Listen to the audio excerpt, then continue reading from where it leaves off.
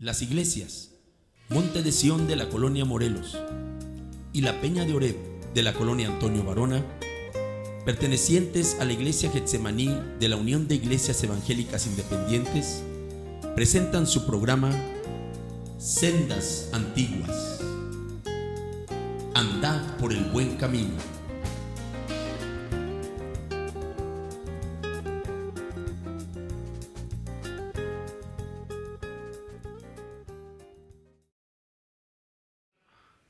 Lucas 8, 23 al 25. Pero mientras navegaban, él se durmió y se desencadenó una tempestad de viento en el lago y se anegaban y peligraban. Vinieron a él y le despertaron diciendo: Maestro, que perecemos. Despertando él, reprendió al viento y las olas y cesaron, y se hizo bonanza. Y les dijo: ¿dónde está vuestra fe? Y atemorizados se maravillaban y se decían unos a otros: ¿quién es este que aún a los vientos y a las aguas manda y le obedecen? Uno de los pasajes, de los episodios de la vida de Jesús más conocidos. Jesús les dice a sus discípulos: pasemos al otro lado. Y mientras ellos navegaban el mar, Jesús se durmió y se levanta una tempestad de viento en el lago, y ellos pensaron que peligraban porque se iban a hundir. Jesús, ¿qué está haciendo?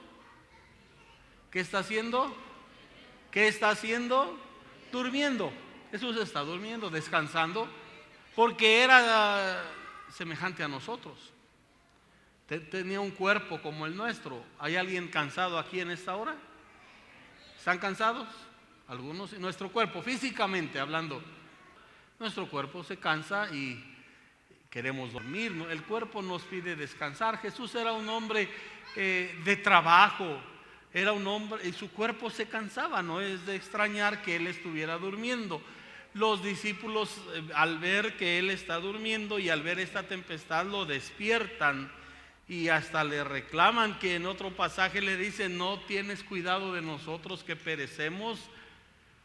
Y Jesús, lleno de gracia y de bondad, de ese amor, de esa paciencia, se levantó.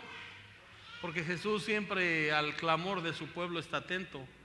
Se levantó y ¿qué hizo? Ordenó, reprendió al viento y a las olas y cesaron y se hizo bonanza. Y Jesús se levanta y calma la tempestad con el poder de su palabra en un instante. Y donde antes había arrebato, a donde antes había viento, a donde antes había tempestad, ahora hay paz por la palabra preciosa de Jesucristo. Porque Jesucristo ordenó y y el viento cesó, la ola cesó y Jesucristo dio paz. Y despierta en ellos una duda. El verso 25, después que los regaña: ¿dónde está vuestra fe? Ellos se quedan, ¿qué? Maravillados, atemorizados, pero sobre todo maravillados. ¿Y qué se preguntan? ¿Quién es este? ¿Quién es este? ¿Quién es este que aún a los vientos y a las aguas manda y le obedecen? ¿Quién es este? ¿Quién es este? Es una pregunta que por un lado se puede entender, por otro no. Por un lado se puede entender porque ellos ya sabían quién era Jesús, pero no lo comprendían en su totalidad. Lo habían visto hacer milagros ya. Lo habían visto sanar a los enfermos. Pero lo que no habían visto ellos era que también Jesús tuviera autoridad sobre la naturaleza. Tenía autoridad, ellos lo vieron, sobre los demonios. Tenía autoridad sobre las enfermedades. Pero para ellos era desconocido. Ellos no habían visto que Jesús también era Señor de la naturaleza. Se preguntan: ¿quién es este? Es una pregunta que a mucha gente le intriga. ¿Quién es Jesús? ¿Quién es Jesús? ¿Quién es Jesús? Jesús un día les pregunta a sus discípulos: ¿quién dice la gente que soy yo? Y ellos le dijeron: pues unos dicen que tú eres Juan el Bautista, otros dicen que Elías, Jeremías, Isaías o alguno de los profetas.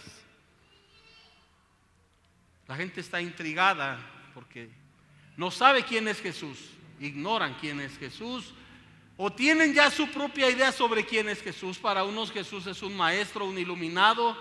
Para otros es un hombre común y cualquiera. Para otros es un hombre elevado a cierta categoría, nada más. Pero no es Dios. Para otros, pues Jesús es un gran maestro.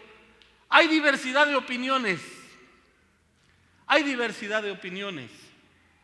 La gente tiene ideas a veces tan descabelladas en cuanto a la persona de Jesús.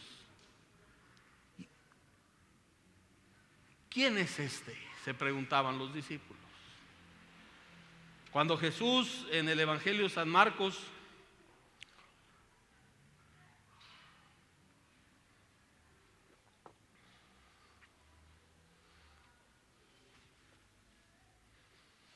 le preguntaban en Marcos 14, el sumo sacerdote, en el verso 21, Jesús callaba y a los otros le decían: no respondes a lo que te decimos. Y Jesús callaba. ¿Por qué callaba? Porque a lo que decían de él no valía la pena contestar. Los sacerdotes habían orquestado contra él una sarta de mentiras, levantando falso testimonio, y lo acusaban con mentiras. Jesús se quedó callado, como diciendo: no vale la pena que yo conteste esas mentiras. Eran mentiras tan obvias que nadie se las creía, aún entre los, dice la Escritura, que aún entre los que lo acusaban se contradecían los unos a los otros. Por eso Jesús callaba. ¿Cuándo responde? ¿Cuándo contesta? Cuando el sumo sacerdote en el versículo 61 le dice: ¿eres tú el Cristo, el Hijo del Bendito? A esa pregunta directa Jesús responde. No responde a la mentira, no responde a las acusaciones falsas, no responde al falso testimonio, porque ellos solitos, sus artimañas, sus argucias, sus mentiras, se enredaban ellos solos. No, Jesús no tuvo necesidad de contestarle. Pero cuando el sumo sacerdote lo encara directamente: dinos quién eres tú. ¿Eres acaso tú el Cristo, el Hijo del Bendito? Ahí Jesús sí contesta. ¿Y qué dice, hermanos? Sí, yo soy. Yo soy. Un día yo leía en la propaganda de unos que andan de casa en casa, en la cual decían que Jesús nunca había dicho que Él era el Mesías. Ahí está la respuesta. ¿Eres tú el Hijo del Bendito? ¿Y qué dijo Jesús? Yo soy. ¿Eres tú el Cristo? Sí. ¿Eres tú el Mesías? Sí. Y contesta, hermanos, con el mismo nombre de Dios: yo soy. Yo soy. Sin que Jesús esté usurpando ningún nombre. Él tiene la plena autoridad, facultad para utilizar el nombre de Dios. ¿Por qué?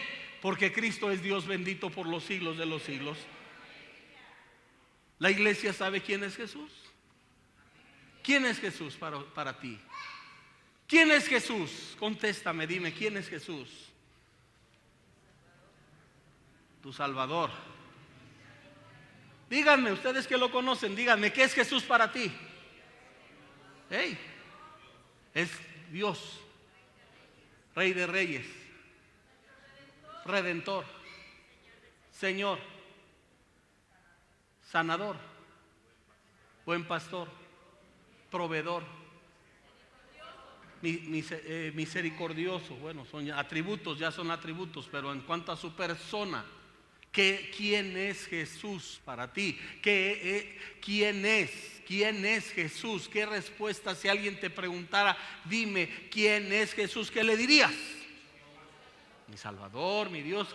Díganme algo que no me hayan dicho antes. Hijo de Dios, Señor, ya lo dijeron, Creador, Redentor. Jesús es más de lo que nosotros pudiéramos decir. Jesús es más, vaya, nuestras palabras, nuestro lenguaje es insuficiente para describir la gloria y la persona de Jesucristo. No alcanzan palabras. No existen las suficientes palabras para describir a Cristo. No podríamos nosotros hablar de lo glorioso, de lo grande que es su persona. ¿Quién es Jesús? ¿Quién es este? Dinos quién eres tú. ¿Eres tú el Cristo? Juan el Bautista lo más que podía decir: he aquí el Cordero de Dios que quita el pecado del mundo.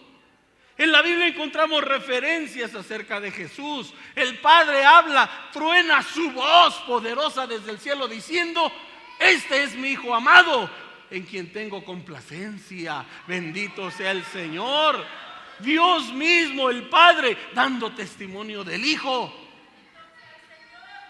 Pero encontramos, hermanos, declaraciones gloriosas. ¿Quién es Jesús? ¿Quién es Jesús? En Apocalipsis encontramos las descripciones más sublimes que Jesús da de sí mismo. Veamos qué nos dice Jesús de él mismo. ¿Quién es Jesús en sus propias palabras? ¿Quién es Jesús? Y encontraremos descripciones sumamente profundas que quizá nosotros no alcanzaremos a entender en su totalidad, pero nos gozaremos porque nos damos cuenta de lo glorioso que es Él. ¿Ya hallaron Apocalipsis? En Apocalipsis capítulo 2, y quiero tomar como base de nuestra meditación las 7 presentaciones que Jesús hace de sí mismo en las cartas a las 7 iglesias del Asia. ¿Cómo Jesús se presenta a cada una de ellas? ¿Cómo Jesús se presenta? Algunas no las alcanzaremos a comprender en su totalidad, pero nos daremos cuenta, hermanos, de lo glorioso y sublime. Pero Él cómo se está presentando. Escribe al ángel de la iglesia en Éfeso, Apocalipsis 2:1. ¿Cómo se presenta Jesús en Apocalipsis 2:1? El que tiene las 7 estrellas en su diestra. El que anda, ¿cómo dice, hermanos?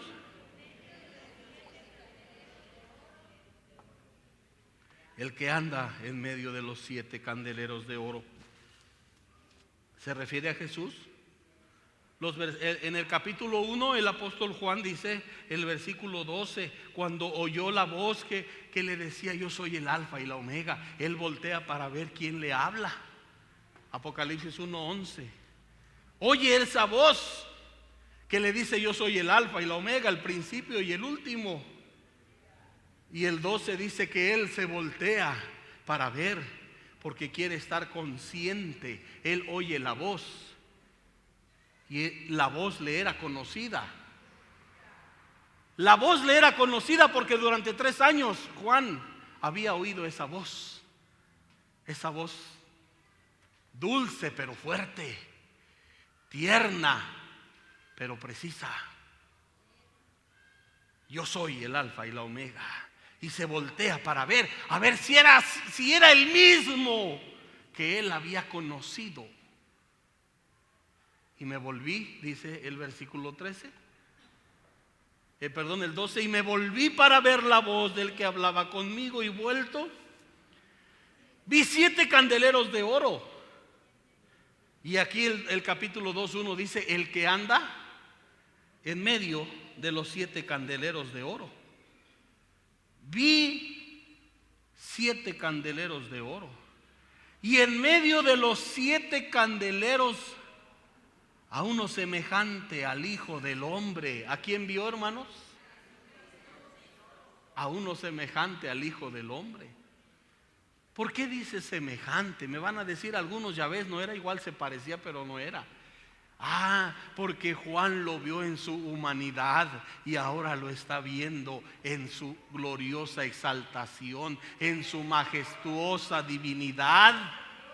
Se parece, será, es el mismo. Por eso él dice: vi uno semejante al que yo conocí humano, pero ahora lo veo ¿a dónde? En el mismo trono de Dios. Porque dice el Apocalipsis 2:1: el que anda en medio de los 7 candeleros de oro. El que está ¿dónde? ¿Quién es Cristo? Dios mismo, porque Él está en el mismo trono de Dios, en la misma presencia de Dios. Bendito sea su nombre para siempre. Glorioso es Jesucristo nuestro Salvador. Él tiene las 7 estrellas en su diestra, la plenitud de la divinidad. ¿Con cuánta razón el apóstol Pablo dice? Porque en Él, refiriéndose ¿a quién? A Cristo. Porque en Cristo habita corporalmente toda la plenitud de la deidad. Y así es. No podría habitar solo la mitad. Dios no podría dividirse y darle a Jesús solo una parte. No, porque Jesucristo es verdadero Dios. Es Dios con todos sus atributos, en toda su naturaleza y su esencia gloriosa. Él es Dios bendito por los siglos de los siglos. Bendito sea su nombre. Sí, en Él habita corporalmente toda la plenitud de la deidad. Algunos dicen que Jesús es un Dios chiquito. No, Pablo no dice eso. Dice que habita toda la plenitud. La plenitud del Padre es la plenitud del Hijo. ¿Dónde está sentado el Padre? A la diestra está sentado el Hijo. El Padre está en los 7 candeleros y ahí está el Hijo. Porque Él tiene los 7 espíritus de Dios. La naturaleza plena de Dios habita corporalmente en Jesucristo. Por eso, hermanos, los apóstoles y la Escritura da testimonio que Jesucristo es verdadero Dios. Verdadero Dios. Les guste o no les guste, lo crean o no lo crean, Jesucristo dice: yo habito, yo tengo los 7 espíritus de Dios y me muevo en los 7 candeleros de Dios. ¿Quién le puede decir que no lo haga? Porque la gente necia dice: no, no es cierto, Jesús no es Dios, Él va a dejar eso y se va a salir. No, la gente, habrá algunos que no lo quieran creer, es su problema. Es su problema y su necedad.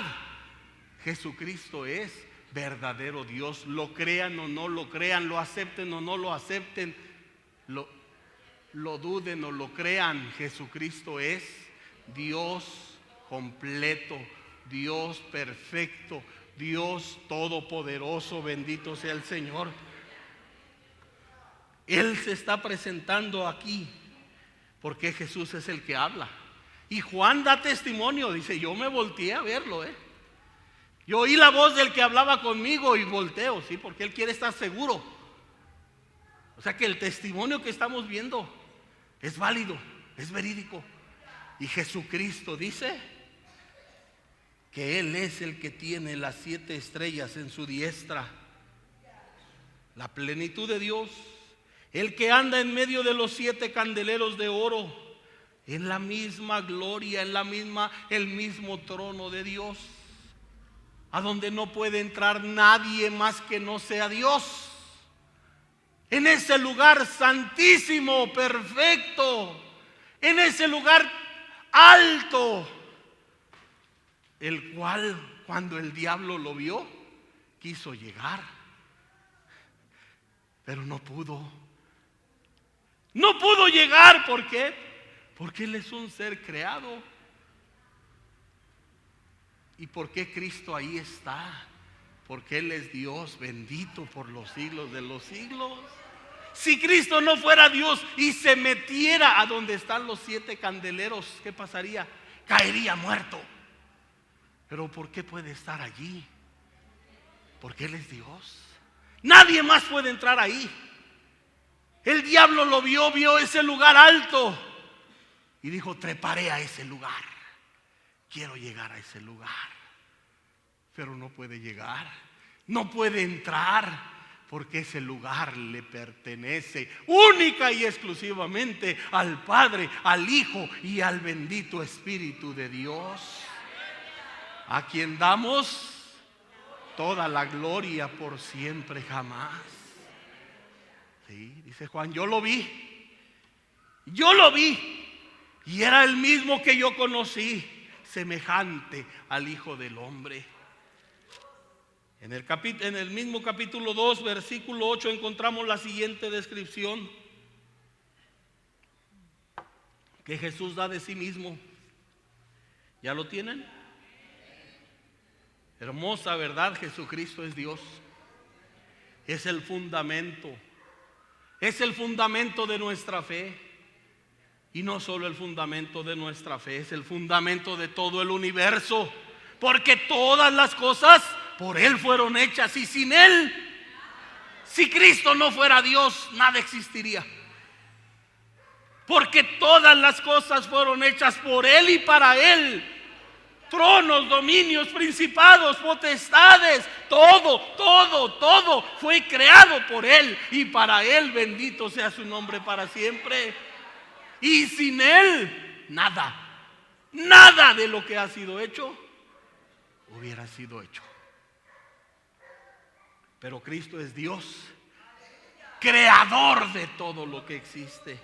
En el versículo 8 pasamos a la siguiente descripción que Jesús hace de sí mismo: el primero y el postrero. Algunas versiones no utilizan la palabra primero, sino el principal. El primero en dominio, el primero en autoridad, el primero en poder. Sí, porque algunos dicen: fue el primero, entonces fue creado. No, Él es el primero porque arriba de Él no hay nadie. No hay nadie. ¿O sí, hermanos? No. Al contrario, del 1 sigue el 2, 3, 4, 5. De ahí va para abajo. Pero arriba del 1, nada. Y Él es el 1, Él es el primero. Él es el principal. Él tiene toda la autoridad en el cielo, en la tierra y en todo lugar. Por eso Él puede decir: yo soy el primero y el postrero. Porque aunque todo se acabe, en lo postrero de los días, que si todo desapareciera, Él sigue siendo. Él sigue siendo, por eso dice: yo soy.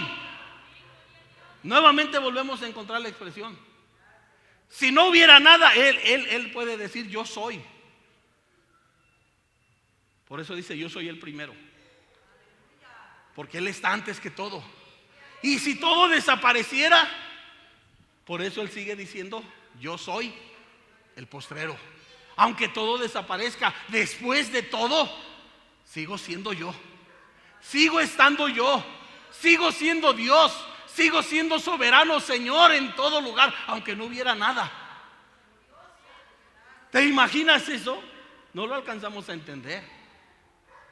Pero antes que todas las cosas fueran creadas, ¿qué existía? Solo Dios. Solo Dios, no había nada más. El Padre, el Hijo y el Espíritu Santo en esa unidad perfecta, en esa naturaleza divina perfecta. Los tres iguales.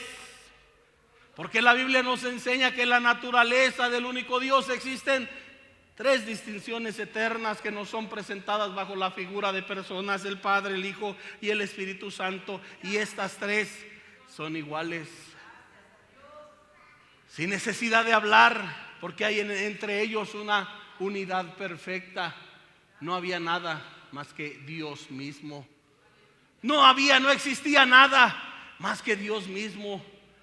Yo creo que eso no lo alcanzamos a entender. No podemos, nosotros estamos acostumbrados a estar rodeados de algo, de alguien. Pero imagínate, en un momento antes de la creación, aún de los ángeles, porque los ángeles fueron creados. Cuando no existía el mundo, cuando no existía el universo, cuando no existía el hombre, cuando no existían los ángeles, Jesucristo se levanta y puede decir: yo soy el principal porque estoy antes que todo. Y si todo llega a desaparecer, yo soy el postrero. Aunque todo desaparezca, Él sigue siendo el gran yo soy. Él sigue siendo el gran yo soy. Y entonces ahí nos manda a la obra gloriosa que hizo aquí. El que vivo, el que estuvo muerto, perdón, y vivió. El que estuvo muerto y vivió. ¿Cómo? No que Él es eterno, no que Él existe por la eternidad, pero en ese glorioso misterio, como le llama Pablo, ese misterio que Pablo lo alcanza a describir en pocas palabras: Dios fue manifestado en carne. Es el misterio de la encarnación que nosotros no alcanzamos a entender, pero el milagro ocurrió. Dios fue manifestado en carne. El mismo apóstol Juan dio testimonio a aquel verbo que en el principio era. Aquel verbo que en el principio era con Dios. Y aquel verbo que en el principio era Dios y sigue siendo y será Dios por la eternidad. Se hizo carne, dice el apóstol Juan. Aquel verbo se hizo carne y vimos su gloria. ¿Gloria de un ángel? No. ¿Gloria de un arcángel? No. ¿Gloria de una multitud de ángeles poderosos en fortaleza que ejecutan la palabra de Dios? No. Gloria como del unigénito del Padre, lleno de gloria, lleno de gracia y de verdad. Aquel verbo se hizo carne y habitó entre nosotros. Este mundo recibió la dicha, el honor de que el creador de todo posara su pie en esta tierra. Y él a los suyos vino. A lo suyo vino, perdón, dice. A lo suyo, no a los suyos. A lo suyo. Él venía con esa encarnación, tuvo un propósito. Esa encarnación tuvo un propósito planeado desde la eternidad. Porque Cristo es el Cordero entregado en propiciación por nuestros pecados desde antes de la creación del mundo. A lo suyo vino. O sea que Él no vino aquí a ver si podía, sino porque podía venía. A lo suyo vino. Y no le importó que los suyos lo despreciaran. No le importó que el mundo lo condenara y lo señalara y se burlara de Él. No le importó, porque Él venía a hacer algo y lo hizo. Él venía con un propósito: morir en un misterio. Cómo Dios se encarna es un misterio. Cómo Dios se despojó. El apóstol Pablo en Filipenses 2 a lo único que alcanza es a describir lo que Dios, que Cristo se despojó a sí mismo, que no estimó el ser igual a Dios como cosa que aferrarse, sino que se despojó a sí mismo para poder tomar forma de hombre. Y ya siendo en forma de hombre, se humilló a sí mismo hasta la muerte y muerte de cruz. Por eso Él dice: estuve muerto, pero al tercer día gloriosamente se levanta venciendo a la muerte. La muerte no lo pudo retener. Dice la Escritura, no nos dice así la Escritura, era que imposible. Era imposible que la muerte lo retuviera. La muerte sentó sus reales sobre Él, lo amarró, lo ató y dijo: de aquí no te escapas. Pero cuando Cristo dijo, ahora es el día, el momento de mi resurrección. ¿Sirvieron de algo esos lazos de la muerte? Los lazos de la muerte no lo pudieron detener, los venció, los rompió y se levantó victorioso. Bendito sea el Señor.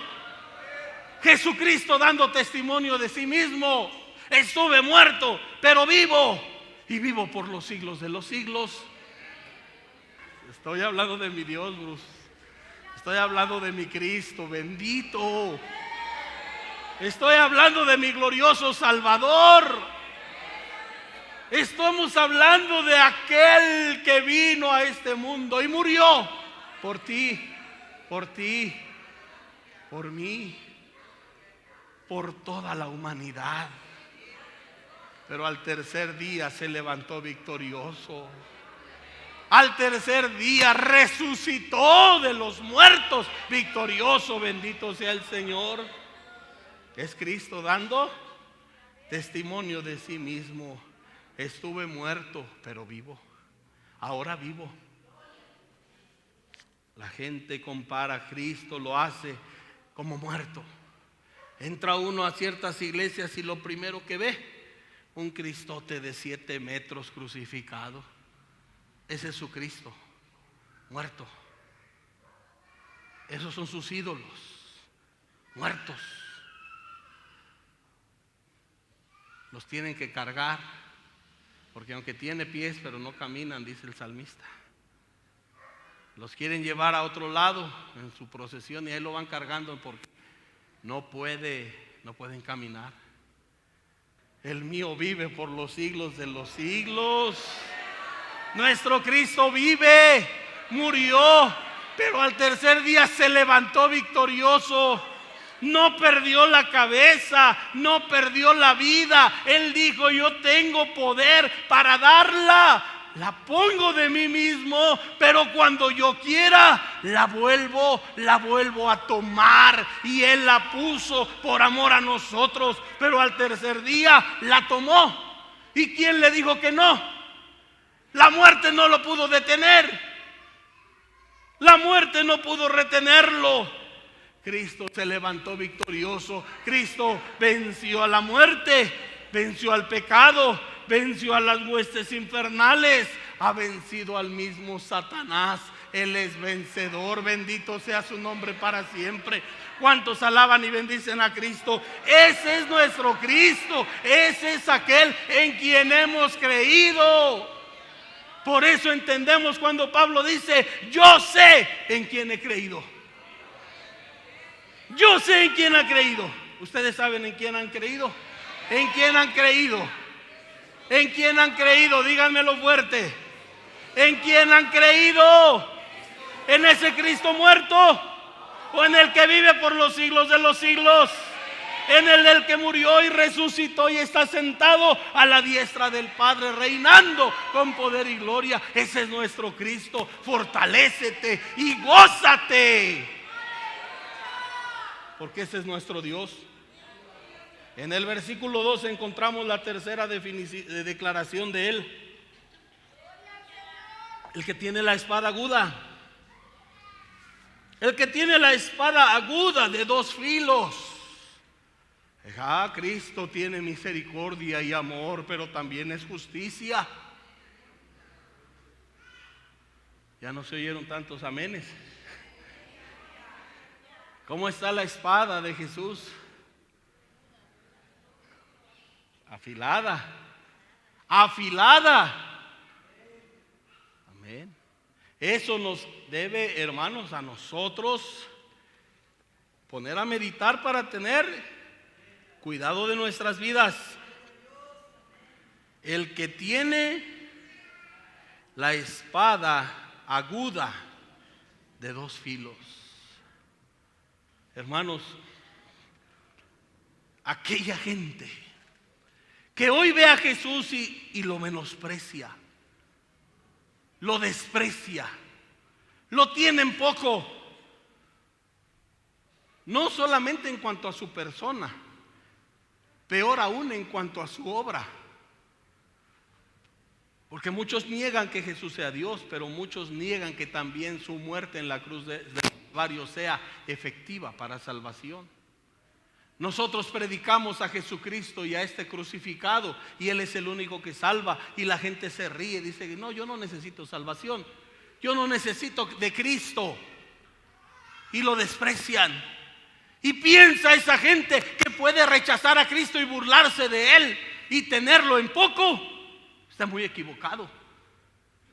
Porque si hoy no lo quieres ver como tu Salvador, no lo quieres recibir como tu Señor y Salvador, el día de mañana lo tendrás que enfrentar como juez.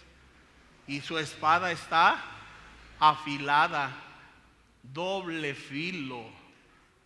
Él tiene la espada de dos filos para ejercer el juicio de Dios. Aquellos que dicen y niegan, hablan en contra de Jesucristo, niegan a Cristo en su obra completa, gloriosa y sublime. ¡Qué tristeza! ¡Qué chasco se van a llevar cuando sean testigos y vean que ese a quien ellos despreciaron, a quien ellos menospreciaron, de quien ellos decían es un Dios chiquito, es Dios mismo, y tiene en su mano la espada de dos filos afilada para ejercer el juicio, el justo juicio de Dios sobre el mundo pecador. Tú que hoy no quieres aceptar su misericordia, tú que hoy no quieres aceptar su obra redentora que descansa en su muerte y en su gloriosa resurrección, entonces el día de mañana tendrás que enfrentar esa espada de dos filos que Jesucristo tiene en su mano. No lo quieres aceptar en su mensaje que dice: yo soy el que estuve muerto pero vivo. Dices: no es cierto, esos son cuentos. Cristo a lo mejor ni existió, mucho menos resucitó. Tú que niegas todo lo de Él, tú que lo rechazas, el día de mañana tendrás que enfrentarlo como juez. ¿Y quién será? ¿Quién te podrá librar de la mano de aquel que tiene la espada de dos filos de Dios en su mano? Porque de allí pasamos a la cuarta declaración. En el verso 18, el que tiene ojos como llama de fuego, todo lo ve, todo lo escudriña, todo lo conoce. Tu vida, tu obra, tu pensamiento más íntimo. Ay, hermanos, se están quedando muy callados. Estaban gritando amén bien bonito. Estaban diciendo gloria a Dios bien bonito. Se me quedaron bien calladitos. Amén, amén, amén o no amén. ¿Que acaso no descansan en Jesucristo para salvación? ¿No descansan en Jesucristo para salvación? Sí. Él es nuestra salvación. Su gracia nos basta. No las obras que hemos hecho. No, esas no salvan a nadie.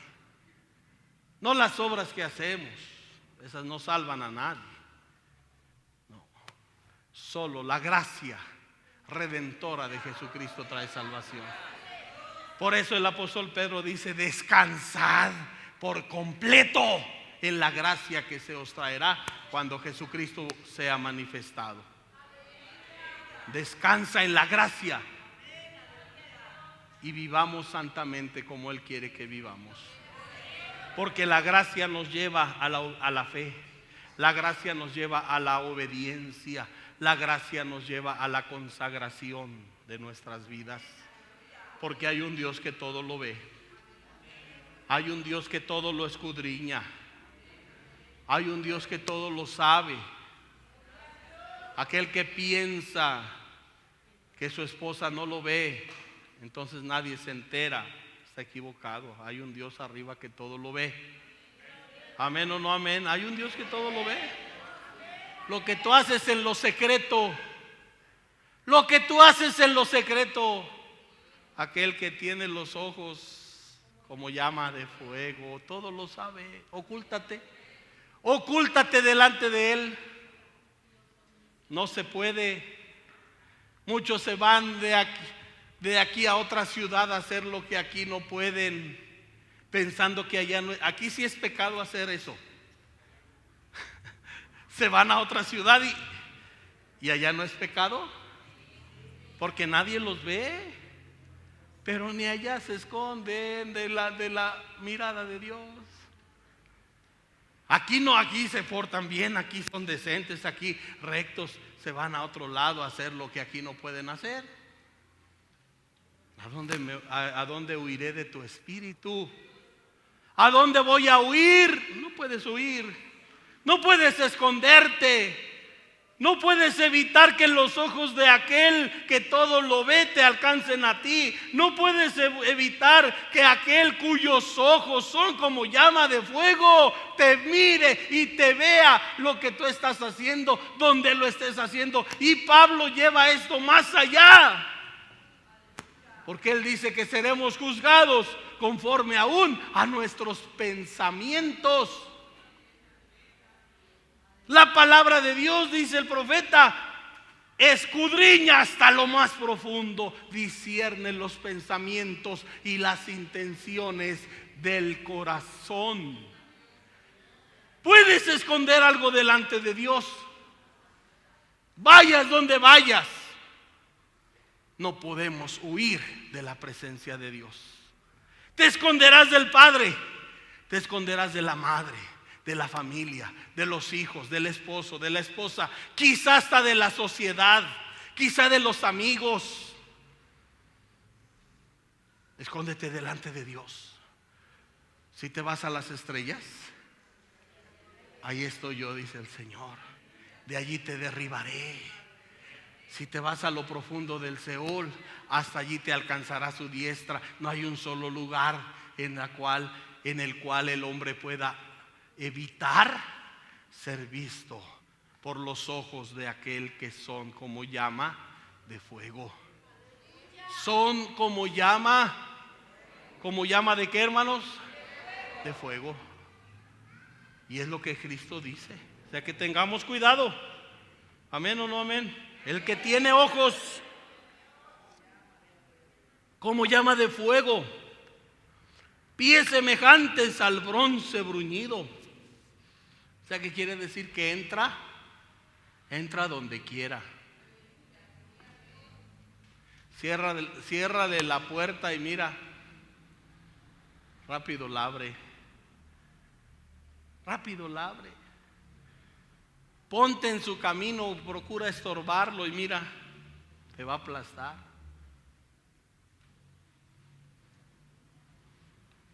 ¿Podemos huir de Dios? No. Aquí nos dice, Cristo está, hermanos. ¿Qué está haciendo Cristo? Hablando de sí mismo. Hablando de sí mismo, dando de sí mismo esta gloriosa descripción de quién es Él. Para que haya gozos, ya nos estábamos gozando, les digo, se quedaron bien calladitos, ingratos, se quedaron bien calladitos.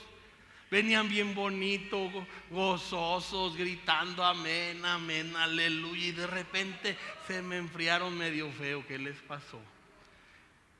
No, hermanos, también aquí debemos dar gloria a Dios. Porque quiere decir también que Él tiene cuidado de nosotros. Que Él tiene cuidado de nosotros. No somos bastardos. Si fuéramos bastardos, haz lo que quieras. No me importa. Se nos deja sin disciplina, dice la Escritura. Pero Él nos tiene por hijos, somos sus hijos. ¿Y qué hace uno con sus hijos? ¿Qué hace uno con sus hijos? Los cuida para lo bueno y para lo malo. Amén o no amén. Los cuida para lo bueno y para lo malo. Estamos mirando a nuestros hijos constantemente. Entre más pequeños es más la atención que ponemos sobre ellos. Caminan y ¿dónde está el niño? ¿Dónde está la niña? A ver, cuídale. Y ahí andamos mirándolos. Los ojos de nuestro Padre nos están mirando. Para bien o para mal nos están mirando. Es cierto, nos ve, no hay nada oculto delante de Él. Andemos en santidad y en temor delante de sus ojos. Pero también esta declaración nos da consuelo. Porque si Él nos ve, Él sabe de qué cosa tenemos necesidad. Si Él nos ve, Él sabe tu condición, se acuerda que eres polvo. Si Él nos ve, Él sabe tu sufrimiento y sabe tu dolor y sabe la angustia que hay en tu corazón. Si Él nos ve, Él sabe la aflicción que llena tu alma. Él la sabe, ¿por qué? Porque Él la está mirando y nadie la puede ocultar. Y podemos descansar y confiar en Él.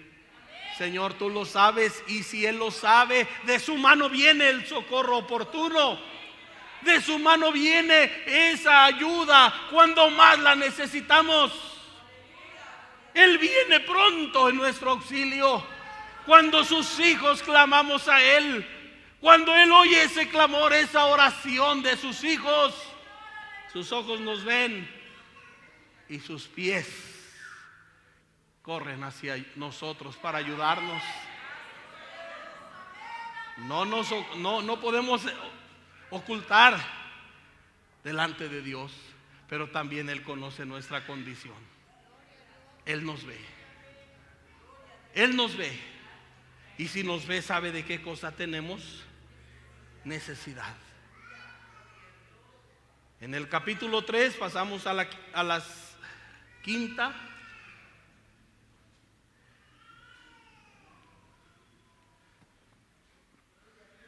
Dice: el que tiene los 7 espíritus de Dios, toda la plenitud de Dios está en Cristo. Nuevamente vuelve a la mitad a reforzar: Jesucristo es verdadero Dios. Dios, aunque no es una expresión completa porque o es o no es, pero por aquellos que dicen que Dios es un Dios chiquito, porque en la Biblia no hay semidioses. Cristo es un Dios completo. Digo, aunque no sea una buena frase, no sea correcto, no sea muy adecuado decirlo, porque o es Dios o no lo es. Si es Dios completo, bendito, total por los siglos de los siglos. No hay semidioses, no hay dioses chiquitos como dicen por ahí algunos. No. Él es Dios, punto. Aleluya. ¿Por ahí alguien puede soltar un amén? Porque Cristo es Dios y punto. Es Dios. Él tiene los 7 espíritus de Dios, la plenitud de Dios, del conocimiento, la ciencia, el poder de Dios están en Jesucristo. Las 7 estrellas. La plenitud de Dios es Jesucristo. Hablamos en la primera carta, pasamos a la 6ª declaración que Jesús hace de sí mismo. Qué hermoso es, hermanos. ¿No es hermoso hablar de Jesús? Por eso yo les decía, dile, aunque no me entendieron o no sé qué, les dije, dile al que está a tu lado: mira, están hablando de mi Dios. Ay, mira nomás, qué bonito, qué glorioso, qué sublime. Mira de quién estamos hablando, no del Dios del vecino, no del Dios ajeno, no, ni siquiera como decían los griegos, no del Dios desconocido. Estamos hablando de mi Dios. Porque podemos decir nuestro Dios de un modo general, amén. Podemos decir de un modo general, es nuestro Dios, pero se oye más bonito de un modo personal. Es mío, es mío. ¿Quién puede decir es mi Dios? Es mi Dios. Es Dios mío, es Dios tuyo. Él es un Dios personal, que quiere hacer trato con cada uno, con cada individuo. Bendito sea el Señor. Y aquí se presenta en esos atributos gloriosos. Escribe: el santo, el verdadero, el que tiene la llave de David, el que abre y ninguno cierra, y cierra y ninguno abre. Estoy leyendo Apocalipsis 3:7. escribe al ángel de la iglesia en Filadelfia: Cristo es santo. Cristo es santo, bendito sea su nombre. Por eso el profeta Isaías, cuando vio la gloria de Cristo, vio a esa multitud, como la adoración a Cristo. Porque Isaías vio la gloria de Dios y es la gloria de Cristo. Santo, santo, santo, Jehová de los ejércitos. Toda la tierra está llena de su gloria. Y ahora Él viene y dice: escribe, el santo, el verdadero, dice esto: nuestro Dios es santo. Una declaración sencilla pero profunda. Todos los demás dioses o los ídolos de los hombres son semejantes a ellos, pero nuestro Dios es santo.